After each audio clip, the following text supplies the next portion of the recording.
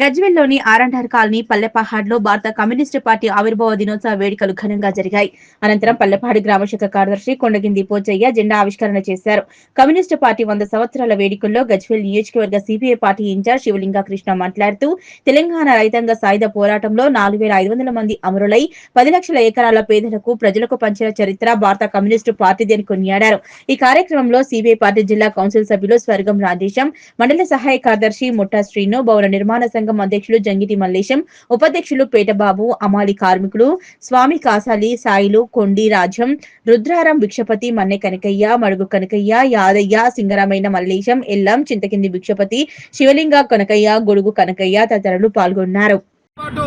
వివిధ దేశాల స్వార్థ ప్రతినిధులు కూడా హాజరవుతున్నటువంటి నేపథ్యంలో మనం కూడా మన జిల్లా నుంచి 3000 మంది తగ్గకుండా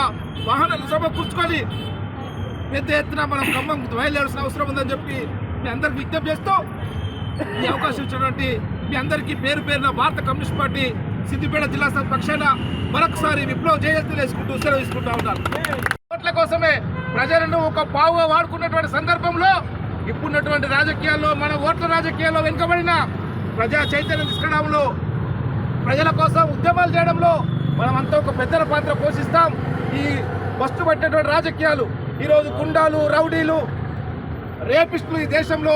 ఎంపీలు, కేంద్ర మంత్రులు, ప్రధానమంత్రులు, మరి అదేవిధంగా హోంమంత్రులు అయ్యేటువంటి పరిస్థితులు మిత్రులారా. అంటే దేశ రాజకీయాలను కలుషితం చేసినటువంటి స్వార్థపత్రులకు వ్యతిరేకంగా, అదేవిధంగా కార్పొరేట్ సంపన్న వర్గాలకు వ్యతిరేకంగా రానున్న రోజుల్లో ఈ 100 సంవత్సరాల భారత కమ్యూనిస్ట్ పార్టీ సుదీర్ఘ ప్రయాణంలో మనం అంత శబ్దం తీసుకొని రానున్న రోజుల్లో భారత కమ్యూనిస్ట్ పార్టీని గ్రామ గ్రామాన,